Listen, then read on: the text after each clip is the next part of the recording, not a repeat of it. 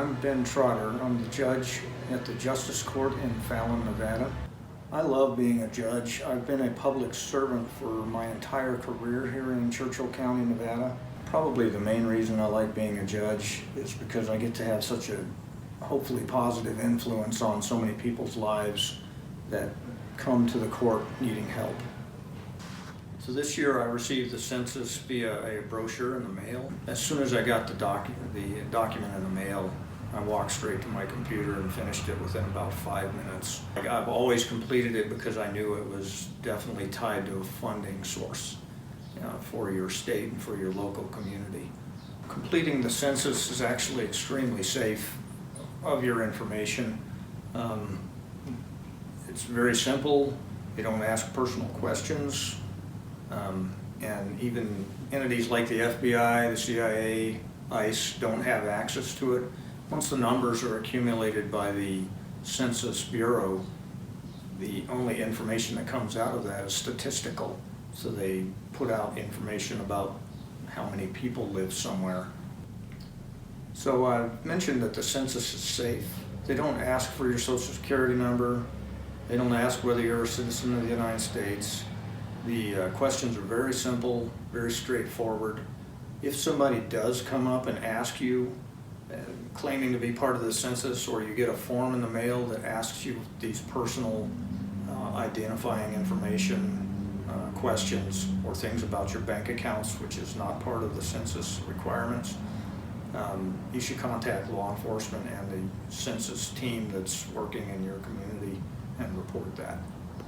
So if you don't get your census done in time and somebody does show up, there are ways to identify that you're talking to the correct person. They should have some sort of a shirt, a bag, a lanyard that indicates they are from the U.S. Census Bureau.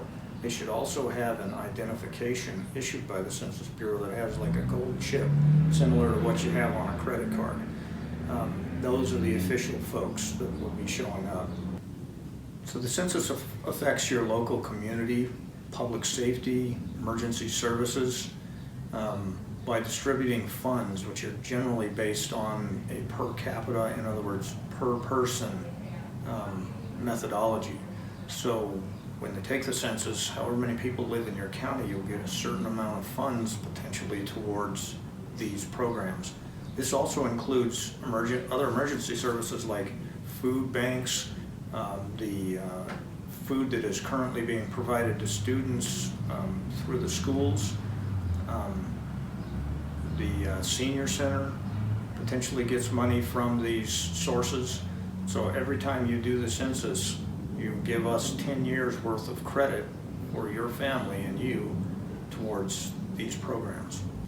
So the census has affected my work directly over the years, because I've been in law enforcement. I was the sheriff in this county for 8 years, and we obtained a grant to build a jail. We obtained other grants to provide other resources to the agency during my time.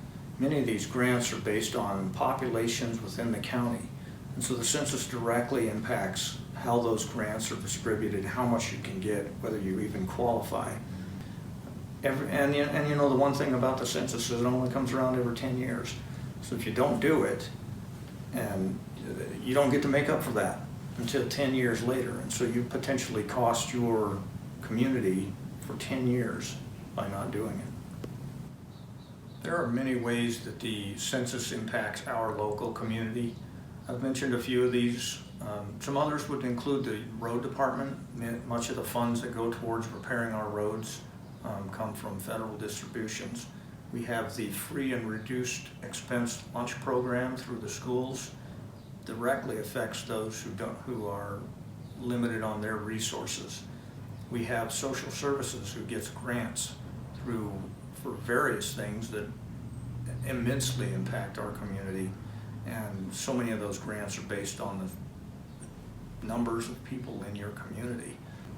We also have emergency services or special services even, like the CART program, Churchill Area Rapid Transit, I believe, or Regional Transit. It is a bus system that allows people to get cheap rides to go shopping and go to doctor's appointments. These are all federally funded programs. It makes it just imperative that you do your census. It's also very easy. Approximately 10 questions is all it took for me, about 10 minutes of time, and you have an effect on your county for 10 years. Fill out your census. Join me.